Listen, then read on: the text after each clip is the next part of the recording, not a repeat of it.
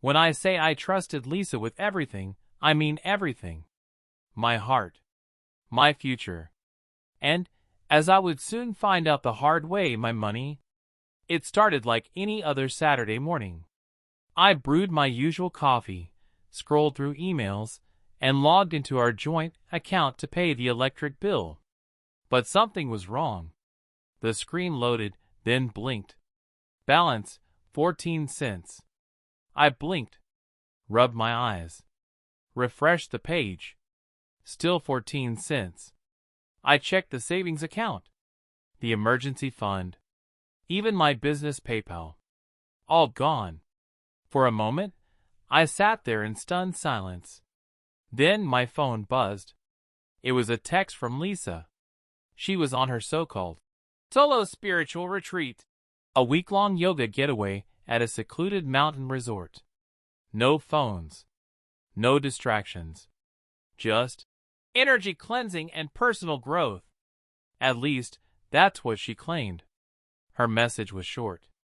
Don't freak out. I needed to reset. Trust me, this is for both of us. Don't freak out. I stared at the screen in disbelief. Our savings, over $130,000, gone. Without warning. Without discussion. I called her. Straight to voicemail. I called again. Nothing. I wasn't just confused. I was humiliated. How could the woman I loved, my fiancée of 2 years, do something like this? And then came the real twist. As I checked the transactions, I saw a string of transfers to a newly linked account. Not mine. Hers. Labeled Retreat Prep Wellness Fund and, ironically, Freedom Move. I was speechless. My business partner, Devin, showed up that afternoon. He noticed something was off immediately. What's wrong, man? You look like you got hit by a truck. I handed him my laptop and pointed to the screen. He scanned the balance. His face hardened. Lisa did this? I nodded. He swore under his breath and slammed the laptop shut. You told me to trust her. That she was different. I thought she was, I murmured. I really did. Devin and I had built our startup from scratch. We were 2 years away from launching our app publicly. We weren't rich yet, but we were on the brink. Lisa knew that. She'd been there through every late-night brainstorm and investor rejection. She cheered me on. Or so I thought. Devin's next words stuck with me. Dude, you better have a backup plan. And lucky for me, I did. It was something I set up out of paranoia months ago, an old checking account in my name only, where I quietly funneled 10% of our income every month. Lisa didn't know about it. She thought I was too transparent to ever keep a secret. I checked the account. $17,600. Not life-changing. But it was enough. Enough to keep the business afloat. Enough to cover rent. Enough to fight back. And that's when the anger turned to focus. Lisa thought she left me broke. She thought she'd ghost me from some yoga retreat, start fresh with my money, and never face the consequences. But what she didn't know was, I had already planned for betrayal. She took the bait.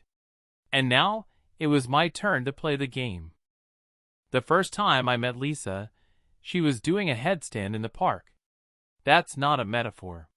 She was literally upside down, arms firm, legs perfectly vertical, wearing a tank top that read, Align your energy. And honestly, I fell for her on the spot. She wasn't just beautiful.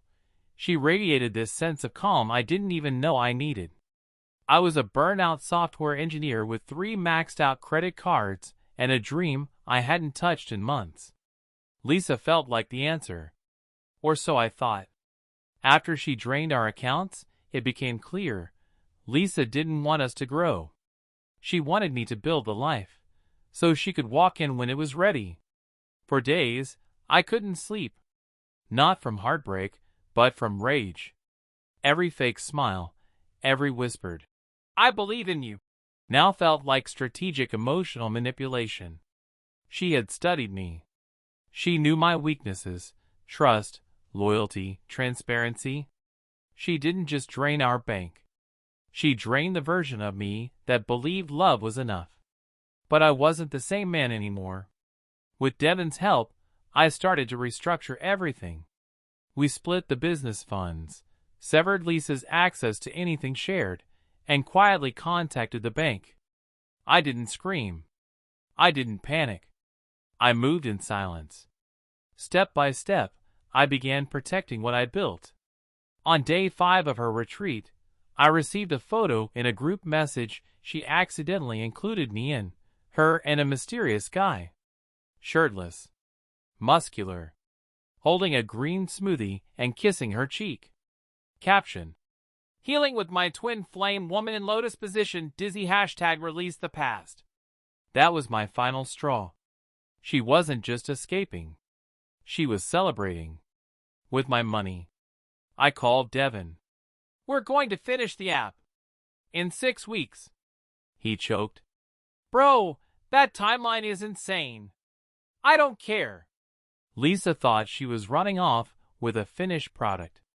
But the launch was the real payday. The investor deal. The media rollout. The app's valuation. She had no idea we were that close. And she'd stolen the pre-party, while I still held the keys to the kingdom. That night, I opened an encrypted folder on my desktop. A copy of the app. Code she never knew about. Features never revealed. A roadmap to a future she thought she hijacked. My revenge wouldn't be a scandal. It would be success. And she'd see it everywhere, on every billboard, every app store ranking, every news outlet. She'd realize she left too early. And she left with the wrong man. I changed the lock on the apartment. Blocked her on everything. I even redirected mail to a P.O. box to cut all ties. I didn't want her apology. I wanted her silence. Because sometimes, the loudest revenge is building in peace while they expect your destruction. And me? I was just getting started. It was a Wednesday afternoon when I got the call. Mr. Carter? This is Jennifer from Horizon National Bank's fraud department. We're following up regarding the unusual activity on your joint account. I smiled. I'd been expecting this. Yes, I said calmly. My fiancé transferred all of our funds without consent while attending a personal retreat. I have no access and no prior knowledge of the transfers. I can provide documentation. Jennifer paused. Understood. We've also reached out to Ms. Lisa Harper.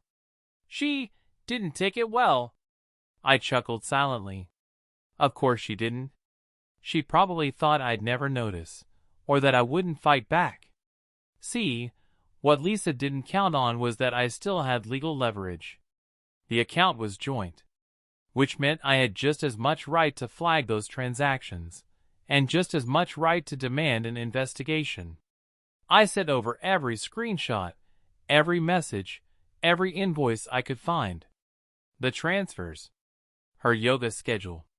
Even the picture of her with her twin flame. 2 days later, I received an email.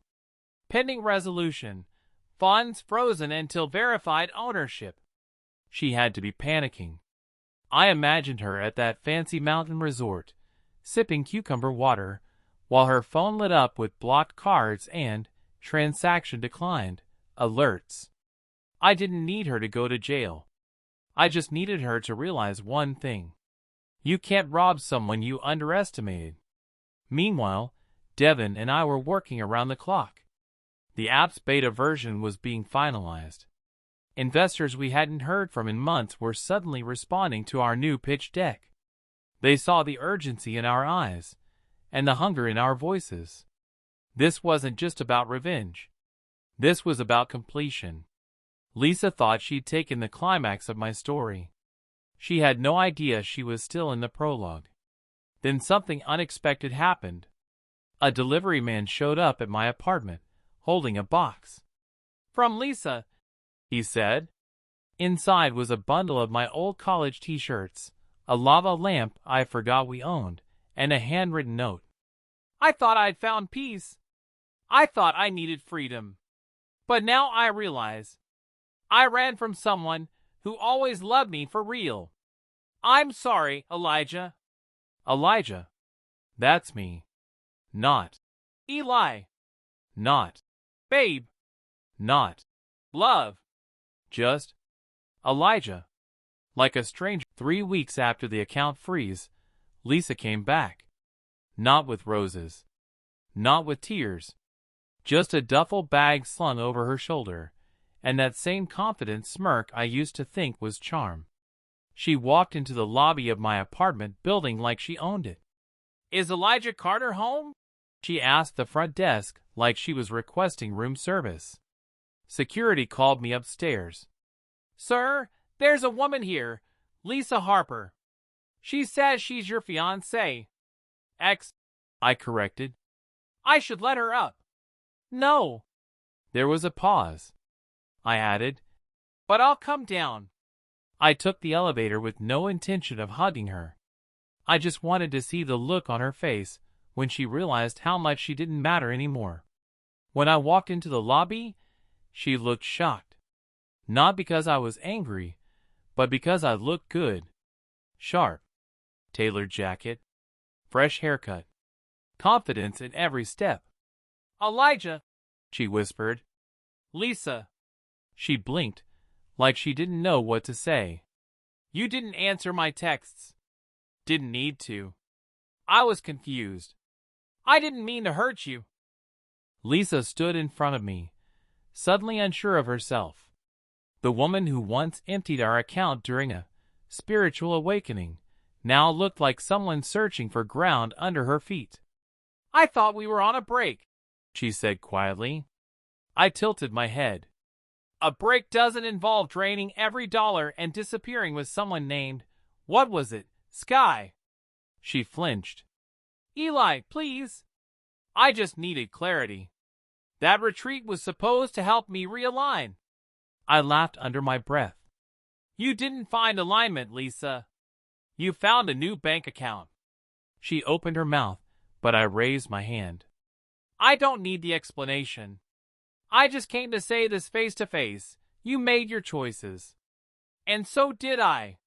She swallowed. Then why am I here? Because you're good at running when things are easy. But now that life got real, you're back. Hoping I'll be the same fool you left. I stepped closer. But I'm not that man anymore. Her voice trembled. Then, what happens to me now? That's when it hit me. She had nowhere to go. Sky dumped her. The funds were frozen. She probably couldn't even book a hotel without her card getting declined. And I had every right to let her crash and burn. But I didn't. Instead, I said, you can stay in the guest room. Just until you figure things out. She blinked, shocked. Wait, seriously? One condition, I added. She looked at me nervously. You clean. You cook. You don't touch a dime that isn't yours. You want peace? Earn it. I saw something shift in her face, humiliation cloaked in gratitude. That night, while I worked late on the app, Lisa quietly scrubbed dishes in the kitchen. No crystals. No sage.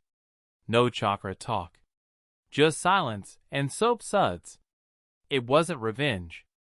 It was reality. The same woman who used to mock my startup grind now wiped crumbs off my marble counter. The one who once complained about financial tension now folded towels in the hallway closet like a hotel maid. And me? I stayed focused. Investor meetings. Late night debugging. Growth plans. Lisa watched from the corner of her eye, day after day, seeing something she never expected. I didn't just survive without her, I leveled up. She thought I'd crumble. She thought she'd come back to find me broken and desperate. But instead, she walked into a life that was finally coming together. And the best part? I never had to raise my voice. I never had to post about her. I never had to get even. I just kept building. She came back hoping for the man she could control.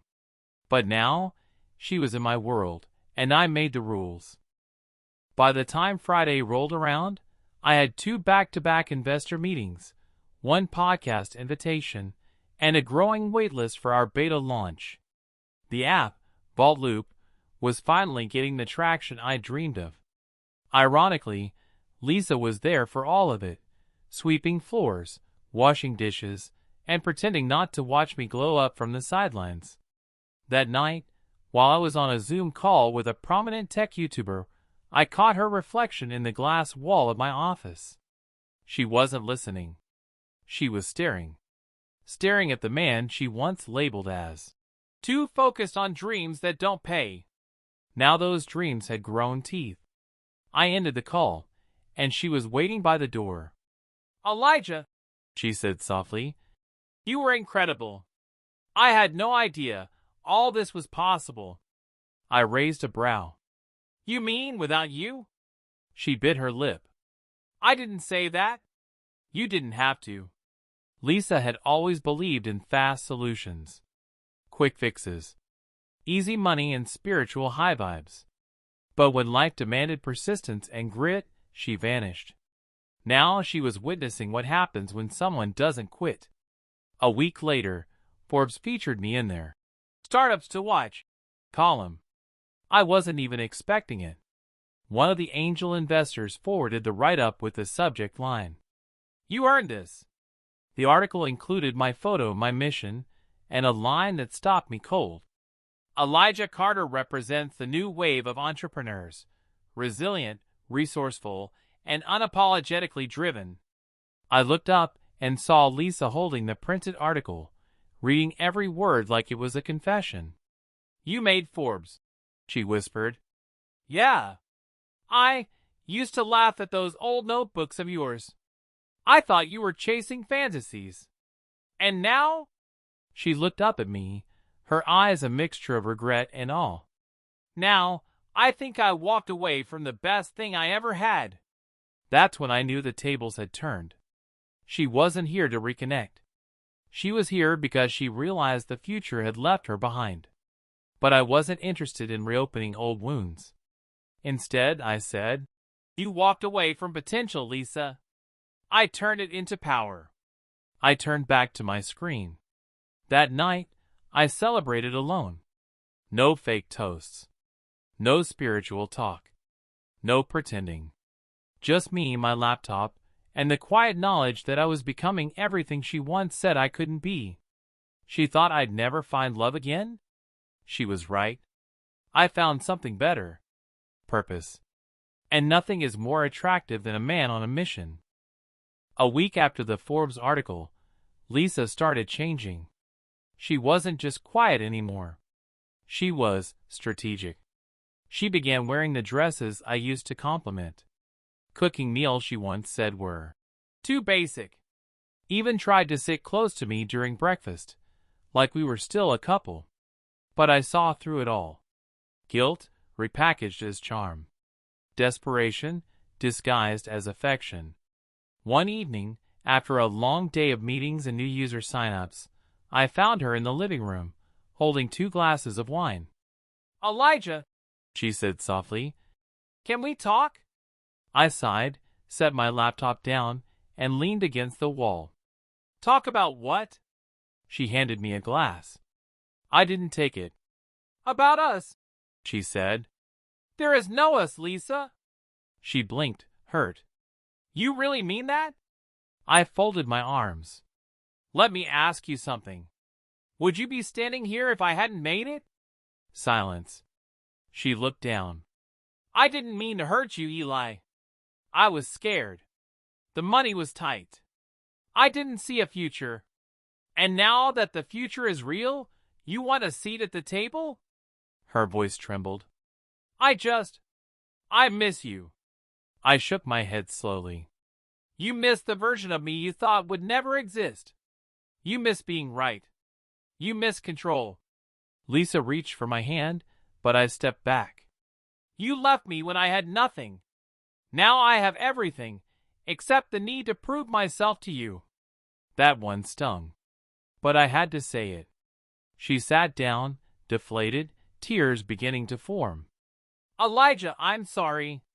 I believe you, I said. But this isn't about forgiveness anymore. It's about growth. And I grew past you. Just then, my phone lit up. Emily, a name Lisa hadn't seen before. She saw the notification and looked up. New girlfriend? I gave a small nod. Someone who believed in me before the world did. I watched her absorb that. Not out of cruelty, just clarity. Lisa wasn't evil. She was just someone who couldn't handle discomfort. Someone who saw dreams as hobbies until they turned into headlines. But life had a way of humbling everyone, including her. That night, she didn't join me at the table. She stayed in the guest room. Quiet. I heard her crying. But I didn't go to her. Because for once, I wasn't the broken one. I was whole. Focused. Evolving. She emptied our bank account thinking I'd fall apart. What she didn't realize was, she emptied her own future. Because I was the plan all along. And now, she was the one left out of it. 2 weeks passed. Lisa was still staying at my place, but it felt more like a ghost living among memories. She had stopped trying to flirt or reconnect. She no longer asked questions about the app or my plans. Instead, she kept her head down, quiet, polite, invisible. One morning, I found her in the kitchen, scrubbing the floor.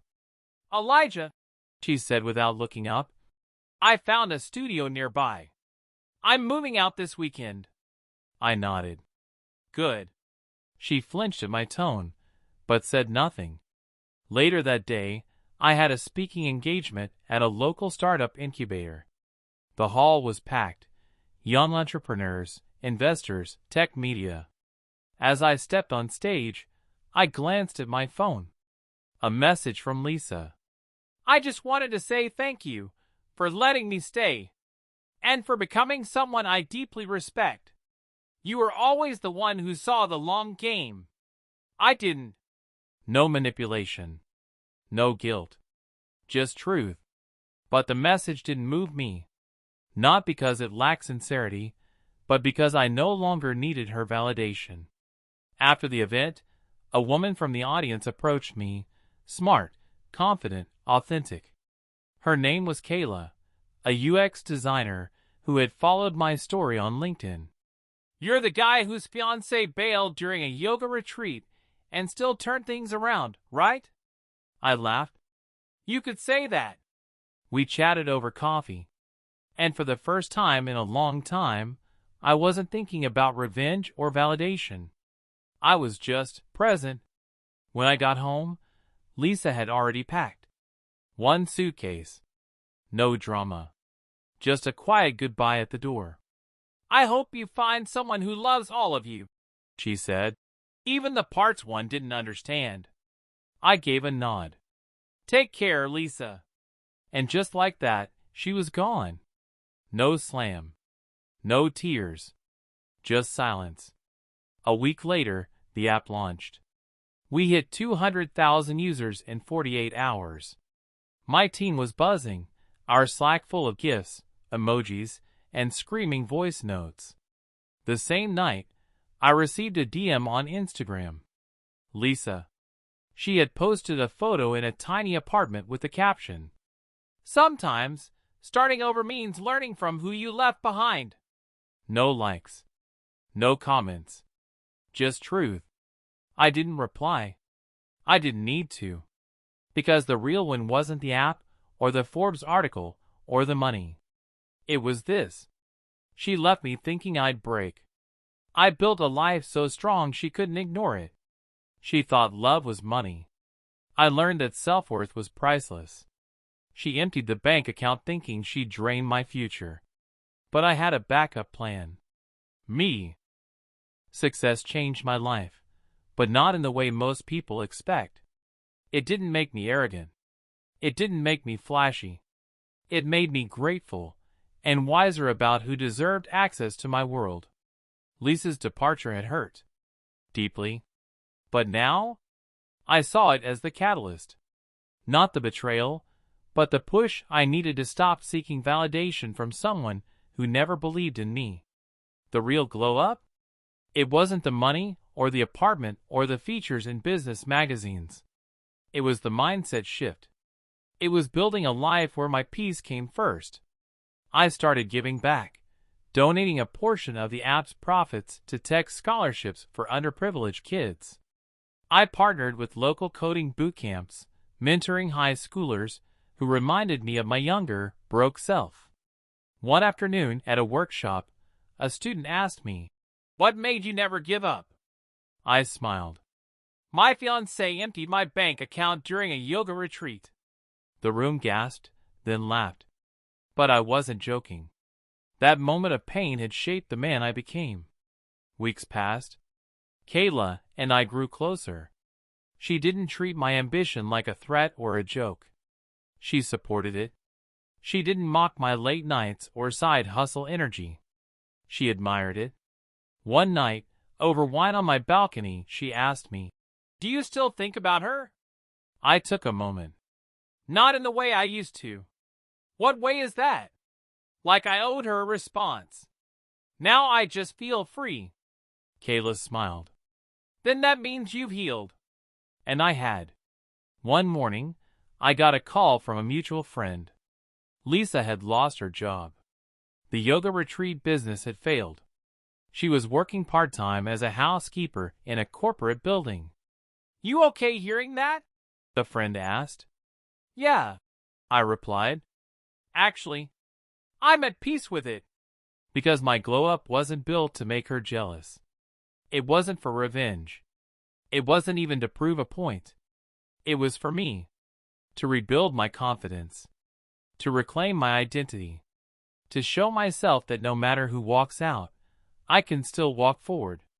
She may have emptied our bank account, but she underestimated the one asset she couldn't drain: my will to win.